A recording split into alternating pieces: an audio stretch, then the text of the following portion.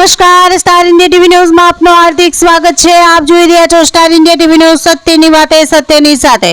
બોટાદમાં આવેલ શેલ્ટર હોમમાં થતો ભ્રષ્ટાચારની તપાસની માંગ સાથે કલેક્ટર કચેરી ખાતે કરાઈ અરજી। આપનો પરિચય? મારું નામ સિકંદર જોકિયા, બોટાદ કોંગ્રેસ ઓબીસી નો પ્રમુખ છું। હવે આપના દ્વારા કોઈ અરજી કરવામાં આવી છે કલેક્ટર સાહેબમાં, એ બાબતે શું આપ કહેવા માંગો છો?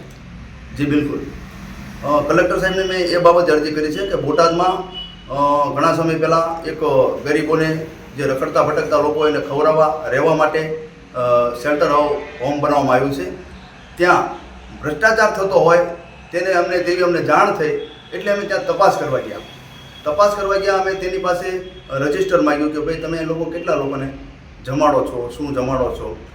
એટલે રજિસ્ટર તો ન દેખાડ્યું, પણ ઊંટાના ભાજપના કોઈ આગેવાનો દ્વારા તે જ્યાં જે કર્મચારી ત્યાં કામ કરતા હોય કે કોઈ ભાજપના કાર્યકરો હોય તેના દ્વારા એનામાં ફોન આવ્યો ને અમને ઊંટાના ધમકાવા મળ્યા, તમે કોને પૂછીને અંદર કર્યા?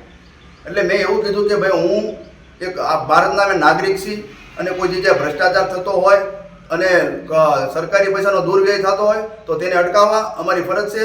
અમે લોકોના પ્રતિનિધિ તરીકે આવ્યા છીએ, અને ભ્રષ્ટાચાર થતો અટકાવવો જોઈએ, અમારી ફરજ છે। આગળ શું કહો છો એ બાબત?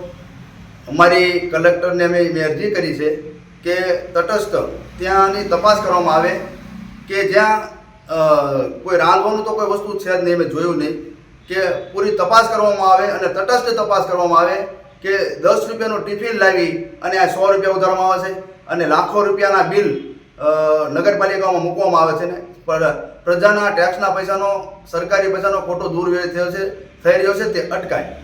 હા, 10 રૂપિયાનું ટિકિટ ક્યાંથી લાવે?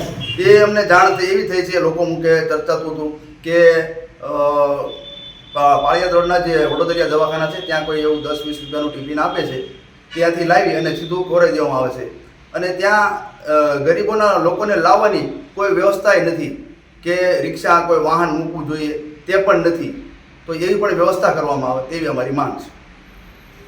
Star India TV news Botad, reporter Imran Kadakthara, જિલ્લા બોટાદ।